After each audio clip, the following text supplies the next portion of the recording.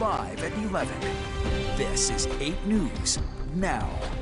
Airports expect to be busier this summer than they have been in years, and airlines will have to handle the load with a shortage of pilots. Over the next decade, more than 14,000 openings are projected each year, but the pandemic slowed the rate of newly minted pilots, with only 4,300 graduating in 2021. At the same time, older pilots accepted COVID-era buyouts, further thinning the ranks.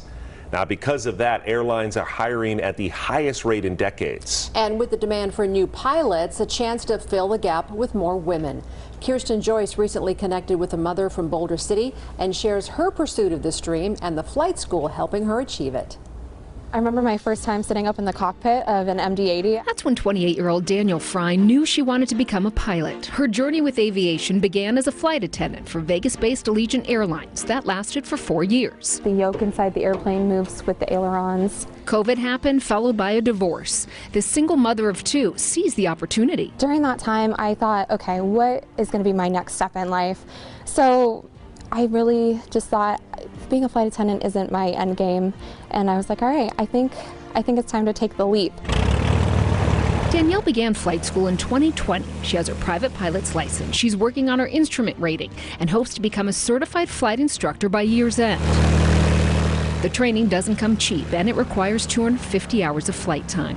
All in Aviation Flight School in Henderson is where she's getting certified. President Paul Salick. At any given time, have about 45 to 60 students that are going through to get their licenses towards an eventual career. Both Paul and his wife went to college to become pilots. Then September 11th happened. The airlines stopped hiring pilots, and they cut the pay, and they made it a pretty unglamorous job. Waiting for the industry to recover, they became instructors, eventually opening their own flight school in 2016. It's a really exciting way to share your passion and then at the same time be able to make a living at it. But once they train their flight instructors, it's tough to keep them. We're hoping to get more applicants in to fill that the vacuum, really. The airlines they're taking people really, really fast right now. The airlines are in a full-on hiring frenzy due to the mandatory 65-year-old retirement age.